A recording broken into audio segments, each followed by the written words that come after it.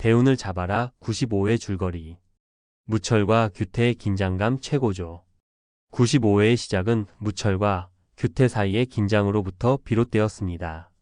그동안 기억을 잃었던 무철은 사실 모든 일을 기억하고 있었고, 이로 인해 규태의 숨겨진 비리가 조금씩 드러나기 시작했습니다. 무철은 겉으로는 평온한 듯 행동했지만 눈빛과 미묘한 표정에서 그의 계산적이고 치밀한 심리가 엿보였습니다. 규태는 여전히 자신의 계획에 몰두하고 있었지만 예상치 못한 순간 무철 주머니에서 울린 전화벨 소리에 크게 당황했습니다.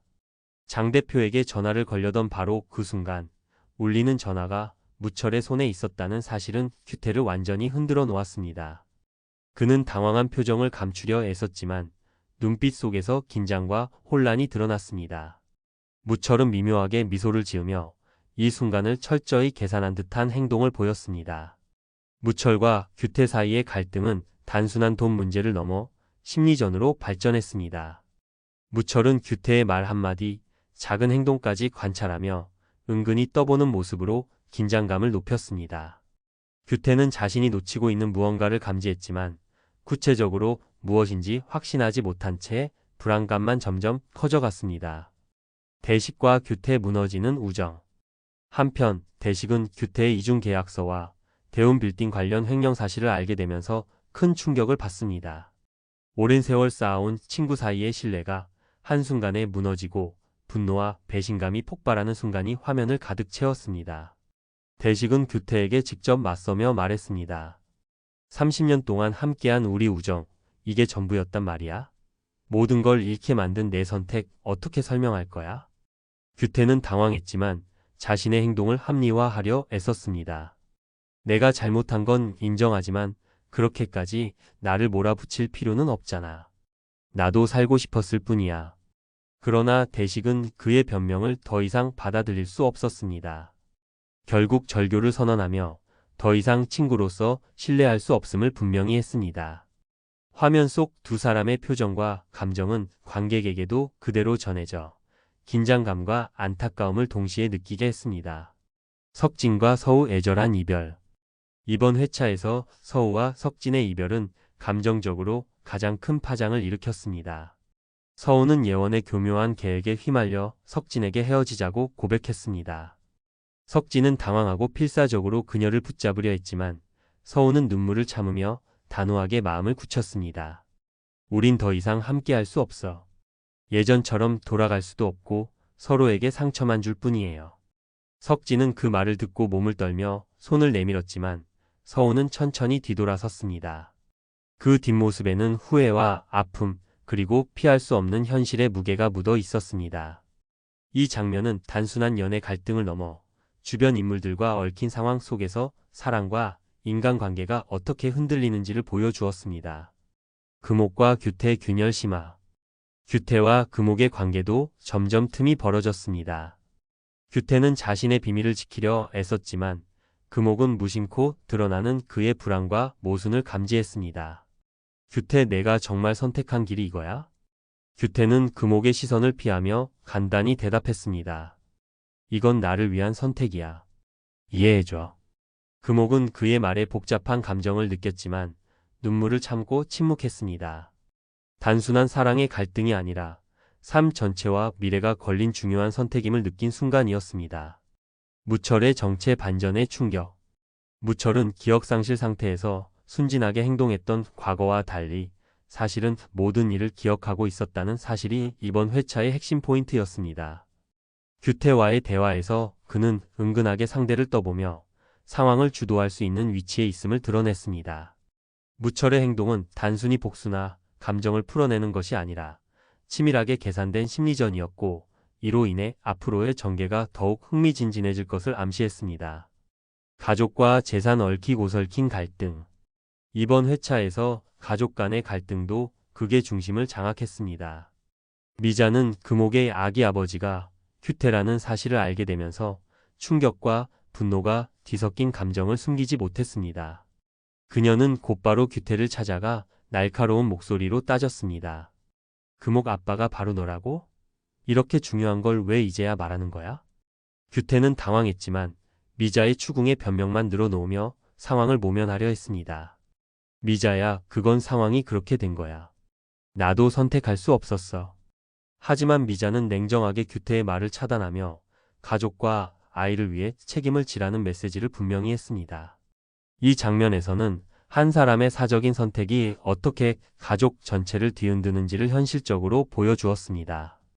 해숙과 미자 사이에서도 긴장감이 팽배했습니다. 이전부터 이어진 동창 모임에서의 불화가 이번에도 터져 나왔습니다. 서로 사소한 말과 행동을 두고 몸싸움까지 이어지는 장면은 시청자에게 가족 간의 복잡한 관계와 인간적인 감정의 진폭을 생생하게 전달했습니다. 대식은 이런 상황 속에서 더욱 강하게 마음을 굳혔습니다. 그는 무철과 규태 사이의 사건들을 정리하며 가족과 사업 모두를 지키기 위해 결단을 내릴 준비를 했습니다. 특히 대식은 내가 책임질 수 있는 범위 안에서 이 일은 끝까지 해결해야 한다라며 자신의 의지를 분명히 했습니다. 사업권과 권력 다툼 대운빌딩과 이산빌딩. 이번 회차에서는 사업권 다툼도 한층 치열하게 전개되었습니다. 규태는 대운빌딩과 이산빌딩을 둘러싼 권력 다툼에서 자신의 입지를 강화하려 했지만 과거의 비리가 발목을 잡았습니다. 규태는 장 대표에게 전화를 걸어 상황을 확인하려던 순간 무철 주머니에서 울린 전화벨로 인해 자신의 계획이 탄로 날 위기에 처했습니다. 규태는 순간적으로 당황했지만 상황을 숨기기 위해 애썼습니다. 그때 무철은 전화벨 소리를 통해 규태의 위치와 계획을 모두 인지하고 있었고 그 미묘한 긴장감 속에서 두 사람의 신경전은 최고조에 달했습니다. 규태는 금옥에게 대운 빌딩을 팔았다고 알리며 스위스로 도망칠 계획을 은근슬쩍 꺼냈습니다. 하지만 금옥은 그의 계획을 경계하며 이대로 간다면 모든 게 무너질 수 있어. 지금이라도 털어놓아야 해. 라고 경고했습니다. 규태는 고개를 저으며 단호하게 말했습니다. 한번 삼킨 건 쉽게 토할 수 없어. 나도 내 방식으로 살아야 해. 이 장면은 단순한 사업권 다툼이 아닌 인간의 욕망과 책임, 그리고 선택이 얽힌 복합적인 상황을 잘 보여주었습니다.